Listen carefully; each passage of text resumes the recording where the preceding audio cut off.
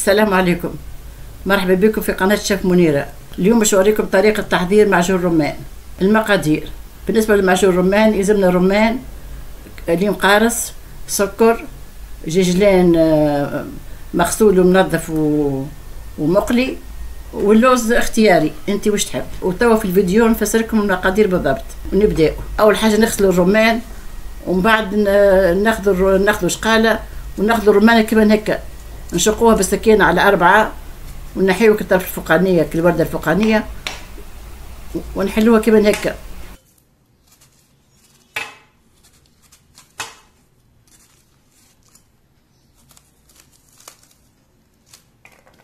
ماذا بك باش تضرب الرمان ديما سكينه راسها رزين كيما هذيا، انا حاجه رزينه فهمت، باش ما يقعد فيها شيء. كعبه الرمان شوف ما شاء الله كعبه ما تقعدش فيها براسك. ضربتين الا الرمانه تفركت. يلا ما شاء الله يتم تفريكه.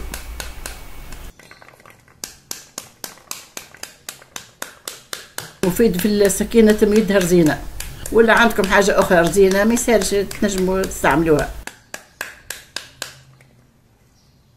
تو هكاك نفركوا بالكعبه حتى وين نكملوا.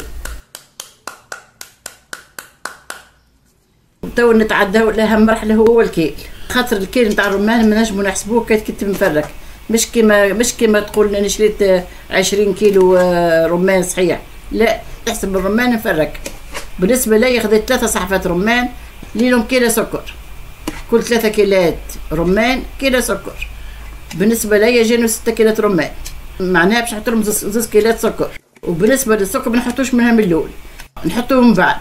نغلي يقعد يغلي حكار نص ساعه، من الاول نحطوه على النار هادي خاطر ما فيش ماء، حتى كي نشوفوه بدا يخرج الماء نتاعو ونقوي في النار.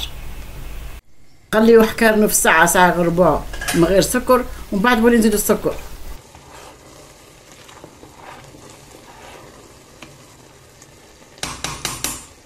وتو باش نحطوا السكر. بالنسبه لي حطيت 6 كيلات رمان، حطيت لهم 2 صحاف سكر. الكيلة الصحفة اللي كيلت بها الرمان نكيل بها السكر.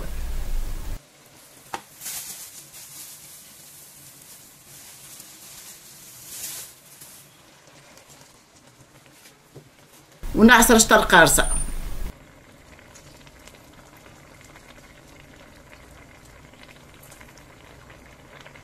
تو نحك شوية خلوه بطاحلي من القارص، نحيهم بالمغرفة.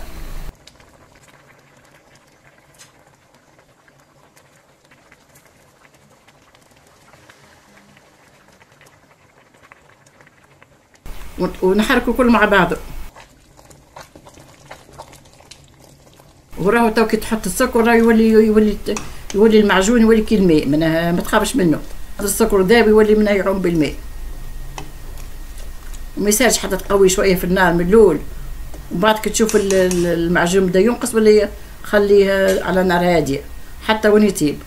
بالنسبه لطيبان المعجون ماذا بك الكروانه ما تغماش بكلها، راهو يفيض لك، يعمل كشكوشه يفيض، يعمل كشكوشه يفيض لك.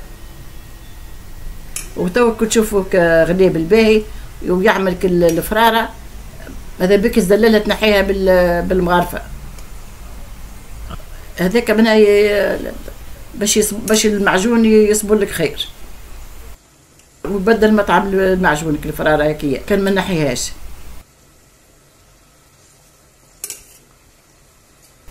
وديما حط الخطايه كيما هكا، حط المغرفه بالعرض وفوقها الخطايه باش ما يفيضش، ديما تخلي الخطايه منفسه.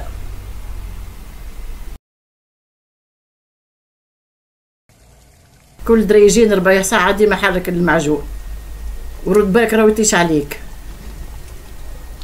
راهو المعجون تحب له الطيابه، باش هكاك منها ساعه ساعتين. بالنسبه لي حطيته 3 سوايع ونص. اما من بعد كيف يطيب حتى تخليه عام كامل من غير فريجيدير حتى شيء ما يجرالو، ياخذ العام وطوله كما طيبته كما تلقاه. وتو بعد ما طاب المعجون نطفي عليه وخليه يبرد. كيف نشوف المعجون ولا دافي شويه. بالنسبه لي 6 صحفات رمان حطيت لهم كيلو وربع جيجلان، نحركهم كل مع بعضهم.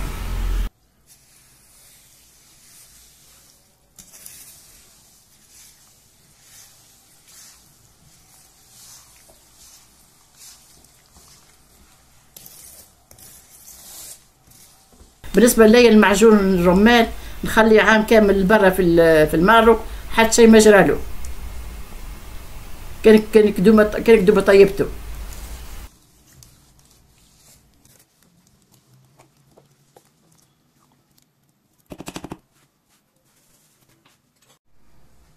وبعد ناخذ الدبابس مازال المعجون دافي، نعبيهم بالواحد بصح بالدبوسه.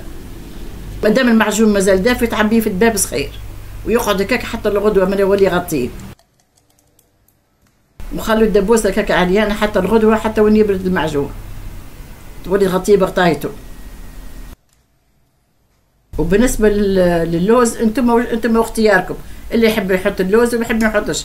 بالنسبه ليا مثلا الصحف اللي نمدها نحط لها شويه لوز كل صحف، خاطر بالنسبه ليا نحس اللوز يندي شويه في وسط المعجون طول المده. انا كل صحفه نمدها باش ناكلها نحط فيها شويه لوز مهروش، نكسره كيف بالسكينه ونحطه في الدبوسه، وكاو تاكلوا بالشفاء وكل عام حي بخير.